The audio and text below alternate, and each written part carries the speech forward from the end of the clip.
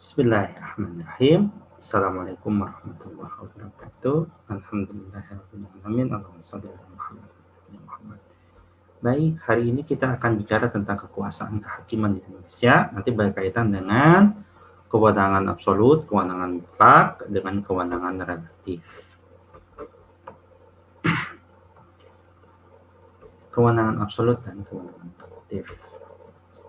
Kita lihat ya, tadi ada badan-badan peradilan, nanti ada Mahkamah Agung, ada Mahkamah Konstitusi. Nah, di bawah Mahkamah Agung ini yang banyak ya, ada dari tingkat pertama sampai tingkat banding sampai nanti tingkat di paling tinggi di Mahkamah Agung.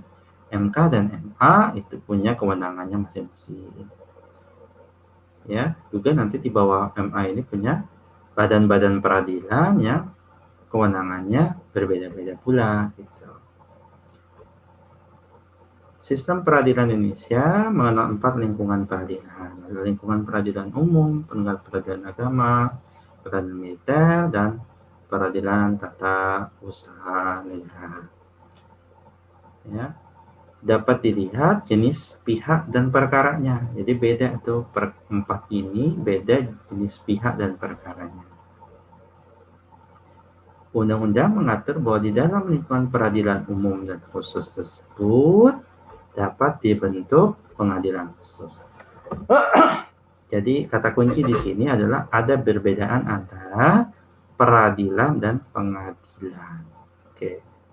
Kalau kita lihat di sini, ini badan peradilannya. Ini ya. Tapi institusinya namanya pengadilan. Tempatnya itu ya. Ada kewenangan mutlak atau kewenangan absolut dan kewenangan relatif. Kewenangan mutlak menyangkut pembagian kekuasaan antar badan-badan peradilan. Dilihat dari pacamnya pengadilan menyangkut pemberian kekuasaan untuk mengadili. Sedangkan kewenangan relatif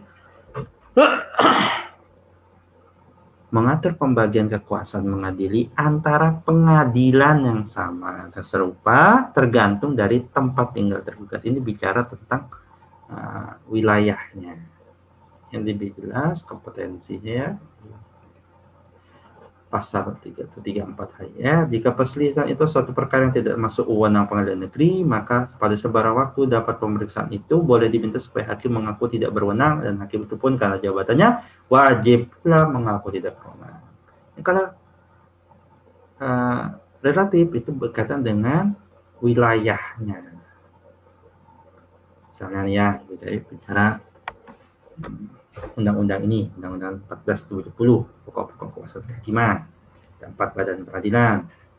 Ya, pengadilan harus menyatakan tidak berwenang apabila bukan merupakan kompetensinya baik secara absolut maupun relatif. Eksepsi tentang kewenangan absolut dapat diajukan selama pemeriksaan, dan meskipun tidak ada eksepsi kecuali hakim tahu, maka karena jabatannya ia harus menyatakan tidak berwenang. Eksepsi tentang kewenangan relatif diajukan sebelum disampaikan jawaban atas pokok sengketa, dan eksepsi tersebut harus diputus sebelum pokok sengketa diperiksa. Eksepsi lain yang tidak mengenai kewenangan pengadilan yang dapat diputus bersama pokok perkara. Mari kita lihat badan peradilan umum nih yang pertama. Pengadilan namanya pengadilan negeri gitu ya, beda. Kompetensinya apa? Memeriksa, mengadili perkara-perkara umum, baik perdata, pidana, maupun ekonomi. Jenjang pertama PN, PT, lalu terakhir jenjang kasasi di Mahkamah Agung. Selanjutnya peradilan agama. Nah, peradilan agama ini jelaskan kewenangannya. Kewenangannya adalah apa yang tertera di sini nih. Undang-Undang 3 2006 ini dijelaskan nih apa saja yang ada di sana. Perkawinan, waris, wasiat, hibah, wakaf, zakat, infak, sedekah, ekonomi syariah gitu ya. Peradilannya PA, PTA, MA.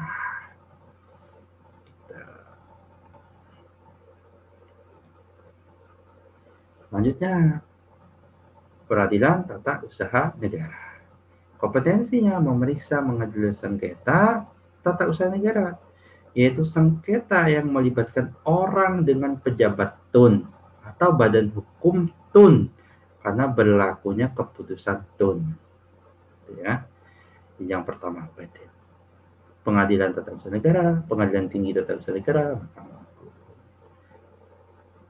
Apa itu sengketa tun? Nah, ini biasanya dicermati ya. Sengketa yang timbul dalam bidang tata usaha negara antara orang atau badan hukum perdata dengan badan atau pejabat tata usaha negara, baik di pusat maupun di daerah, sebagai akibat dikeluarkannya keputusan tata usaha negara, termasuk sengketa kepegawaian berdasarkan peraturan perundang-undangan yang berlaku. Banyak juga sengketa kepegawaian yang misalnya mutasi atau apa dan sebagainya itu, pemberhentian, ASN begitu, sering di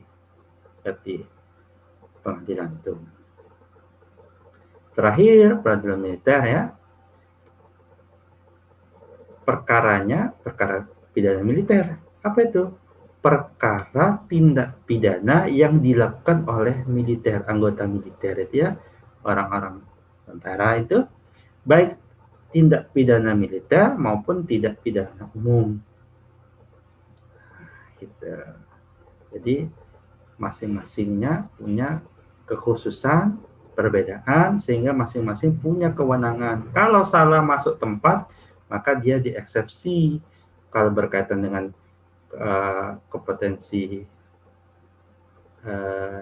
absolut, ya, berkaitan dengan tadi kewenangan masing. Kalau relatif nih wilayah mana, nah, gitu. Demikian, mudah-mudahan ada manfaatnya. Ketemu lagi dalam video-video selanjutnya. Assalamualaikum warahmatullahi wabarakatuh.